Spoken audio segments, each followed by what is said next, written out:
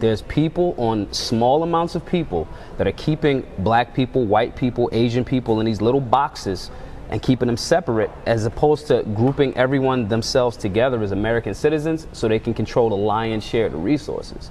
How we break that stereotype is by having that conversation. You know how many times people told me not to come do your show today? I'm sure. You know what I'm saying? That's what's so frustrating to me. They don't think that because you and I are different colors that we can't align on some of the same issues. Right. We might disagree on a lot of things. We both have an appreciation for the Second Amendment and the First Amendment, and that's Right. why we're sitting here talking about firearms. Isn't it Actually amazing? having the dialogue. Yeah. That's my good friend Maj Toure on The Blaze with Tomi Lahren. That appearance has gotten a lot of comments on social media, and in just one day it has about 1 million views. Maj is back with us again. What's going on, man? Hey, nothing much, man. Just came down. It was warm down there, but I'm back to this cold. Yeah, I should have warned you, but I kind of wanted you to suffer a little bit. You know how you Philly boys are, man. Y'all get used to the cold. Because I came down there talking trash. I had Eagles stuff on. So you came here, so you should have known, but don't come to Dallas with that, man. They'll chop your head off.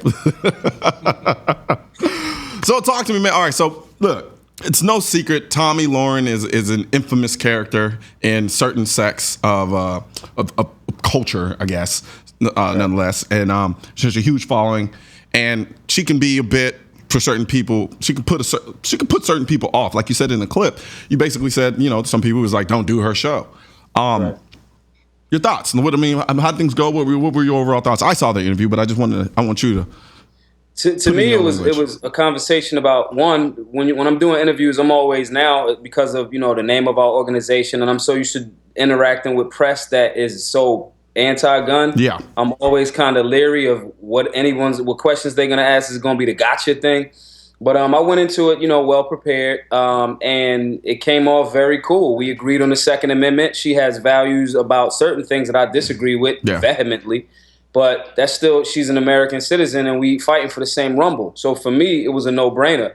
I think more people are more upset with the fact that we were able to have a dialogue without us pulling out guns and shooting each other on camera. Like, that's the funny thing to me. I always say this, there's almost a erotic pleasure that comes from being angry. Right. I'm not saying some people don't have the right to be angry.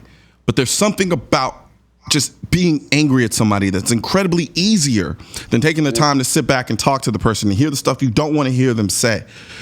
Some of my best friends, we have the most massive arguments about stuff that we do not agree with. And I mean, I'm talking, we're calling each other bees, stupid, you name it. We're calling each other out of each other's name. I'm like, bro, you crossed the line, et cetera, et cetera. At the end of the day, we come back and we're still friends. Because at the end of the day, what's the point of our friendship if everything we talk about, we agree on? That's a boring interaction, quite frankly. And honestly, we're not improving each other, because there are a lot of things that they've said to me that I have stances on, and I was like, you know what? I didn't think about it like that. Right. And so if I'm willing to sit there and engage you in that conversation, and you also, why would that not happen? So it's interesting to see, you know what? It's not interesting. I understand it. Like I said, there's an erotic pleasure with being angry and saying, you know what?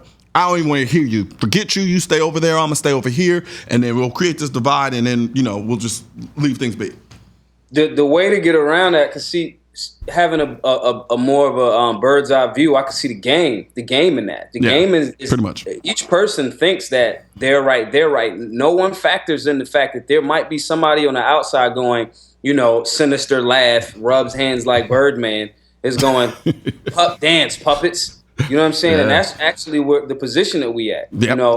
Our rights have been eroded for so much, and there's them puppet masters doing those things that you don't even know that you got a string. You know what I mean? Yeah. So for me, it's like, okay, you got a following. I'm trying to generate a following and interest in what we're doing, because this education needs to be out to people.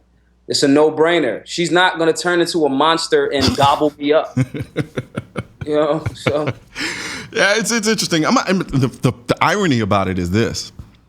Initially, I was not, my ideas of Tomi were rather kind of indifferent in many ways. I would hear some of her rhetoric. I'm not even just going to call it rhetoric, because there's a kind of derogatory nature behind that idea around that term. But I kind of was like a little dismissive of it, to the degree where I was like, seems kind of inflammatory for the sake of being inflammatory.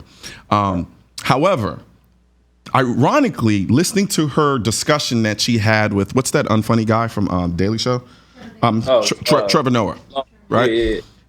I found myself agreeing with a lot of stuff she was saying. It sounded pretty rational to me. But I guess in that environment, which is why I always warn people, when you go and you do these type of deals, you need to understand that you are on their territory. They're going to make that look any way they want to make it look, and guarantee you it's not going to be to your advantage. Yep. And so that's why most of the interviews and things I do, I try to make sure they're done live, just for that simple fact. However, a lot of the points you were making, and to be honest with you, sound like her and Trevor were almost agreeing in a way, except for the whack jokes Trevor was making to kind of, to get his little cheap laughs in. But after that, I took a step back and I said, all right, let me cast away all initial thoughts that I may have had and look at it from a very objective standard. That's hard for me to do. That's hard for most people to do. It's not an easy thing to do, especially if you have a preconceived notion about something in general. So from that perspective, it's kind of me lecturing in many ways to people. It's like, if we don't do that, we get nowhere. And like you said, there are some people who are making a lot of money by capitalizing on division. Yeah, and the division is racial, it's economic, it's socio-political, it's all of those different things. And it's like, okay, the position that I'm in is, what box you gonna put me in? Yeah. Oh, is he a Rasta? Is he Muslim? Yeah. Is he got this beard? He's a shooter, but I never see him with a gun. On purpose. Yeah. Because America is a melting pot. I think we got away from that, and to be able to have a discourse with somebody and say, yo. And I want to mention this too. It does not mean that you want to sleep with her because she's cute. It's not what that is. It could just be, yo, I want to hear your perspective and you hear mine, and we have the conversation and we move on. Yeah. I'm a little bit disheartened at how much of the negative and racist comments that I'm getting, both sides are getting. Yeah. It's interesting to watch that. It's like, damn, yo, we still here? Yeah. I mean, which way y'all want it? Do you want the dialogue? Do you want justice and objectivity, or you just want to complain? I'm going to switch topics really quickly. So I posted a video on Instagram where basically it was a group of guys, group of black men who were protecting kids as they were going to school and walking across the street, right? I immediately saw that while I was just going through my Instagram feed, and I think this is amazing. I spent so much time talking about the violence in the inner city and how guns won't solve the issue. Guns won't solve the issue. What a lot of people don't know is I spend a lot of time in my off time when I'm not on camera coming up with what possible solutions we could actually implement to help that. And I know a lot of ways, for me, I'm really big on focusing on the next generation coming up. And so for them, I looked at that and I was like, wow, this is a beautiful example of that. This is what we should be doing. It's easy for me to sit here and talk about this all day long, but like you're out there, you're going out and reaching out to people in certain communities. They're doing the exact same thing in their community. I preach accountability and personal responsibility all the time. Right. So why would I not give a big up to the people who are actually going out there and doing that in their community? Right. And so I get backlash because the group is extremely pro-black. Some of their rhetoric might not sit well with certain people from the standpoint that they are very much they practice a what do they call it? Separatists, yes. And so in group economics and so forth and so on. Be that as it may, I don't know anybody in the group. I'm not part of the group. I couldn't be a separatist. For Christ's sakes, I went to an all-white law school and then transferred and went to a HBCU law school and graduated from there. My undergrad, high school, everything for me was multiracial. Everything. Right. And then even in certain experiences, they were multiracial from the standpoint that I went to school in the extreme. I lived in the extreme on both sides. So I have a certain empathy for a bunch of people that doesn't really allow me to have a one-track mind and look at one situation and then ignore the other. And so it's amazing to me how, I'm not gonna say it's amazing. It's just kind of hard. It's frustrating for me in a lot of ways because it's like, I'm kind of in this no man's land world of socioeconomic, cultural discussions where I'm kind of like, I can see that point because, I understand where you come from. I can see that point because I understand where you come from. And then I try to find and hash out, okay, what makes sense here? Now, I just went on a long diatribe soapbox about this. The objectivity, the space that you're in is the space that most citizens or humans should try to get to. It's an objective place. Yeah. It's a place of being able to analyze the information with being detached from it, but appreciate your position on it. I can be detached from it, respect your position without it being my position. Absolutely. I can have the conversation with Tommy or anybody, just like we talk with anti-gun people. Yeah. Yo, okay, cool. You don't want one? Cool. That's good for me. Yeah, right. You know what I'm saying? I get two. You know what I'm saying? So, but that position and those people that were attacking you because of that post, they have yet to make that transition from one side to the other. So they may have went to the all-white law school, but they never made it to the HBCU. Or they were in the HBCU and never made it to this law school. And I want to point out, I'm not going to speak for this group because I don't know if they agree with this, but I do know other groups that incentivize the idea of having black leadership in black communities or black representation of positivity in black neighborhoods. And the reason why is because for a lot of these younger kids, the only representation of success they see is a negative one in many ways. They see the gangbangers, they see that aspect of it, and they look like them, so they're going to associate with that. So when you can provide a counter narrative and imagery of people who look like you doing positive things, that is going to have a bigger impact on you than somebody who doesn't look like you when you're a younger kid, because you in your mind, you're like, well, I'm not like them, so I can't be that way. But when the person looks like you, that is powerful. And I tell people that all the time. I was raised by a single parent mother. And so from that perspective, my idea of being a man comes from the people she systematically put in my life who were good examples. And that is what I drew from. When I think about the idea of being the best person I can as a man, I think about that. I think about that person that she put in my life. I think about Dr. Johnson that she forced me to go and see every other month, even though I didn't want to when I was younger and didn't understand why. But then when I got to college, I was like, I want to be a doctor. Didn't know why. Well, maybe because you were talking to Dr. Johnson all damn time.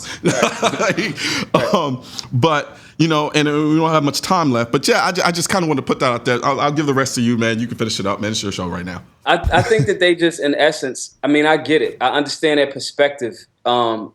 It's just like in high school, you know, if you sell weed, not saying I did, but if you sell weed, you interact with so many different types of people that you can go, you know, hey, I like that guy, and he plays, you know, Pokemon. Hey, he said he gets weed, and the bully over there gets the weed too. But when the bully is trying to pick on my Pokemon homie, you got to go like, yo, that's my homie. Like, chill out. And you create both. You see both perspectives. You know what I mean? And you have an empathy for both sides. And I actually think the position that you're in and the position that, you know, other people may be in, those positions are extremely necessary. Maybe to us, it seems a little bit frustrating because it seems like we always dealing with people on opposite ends of the spectrum. Yeah. But to the people that seeing what you're doing, what we're doing, they go, oh, and they may not acknowledge it, but I believe, and I could be wrong, I hope I'm not, but I believe that balance is there because then they start to see and then they do that correlation and, you know, later on they apply it to self. Absolutely, man. Well, I wish we had you on for longer. But, I mean, you're always welcome anyway. Just make sure you give me my hoodie, man. You tripping with that. I got you. My bad. I'm down there. Food, I ain't pass off. Hoodie, my bad. Nah, you're good, man. But no, appreciate it, man. Be sure to join us again. I got you. I'll talk to you in a bit. All right, you take it easy, man. Peace. All right. That was another awesome episode of Seeing Live. That was one of the episodes where I wish actually was a 2-hour show. But then again, I'll say that and then we'll come around and I'll be mad at myself. But but no, thanks, guys. Be sure to join us. We'll be coming to you live next week from SHOT Show. We're going to have a blast looking at some guns and talking to some people. I'm Colin on the War. That's another episode of Seeing Live, and I'm out.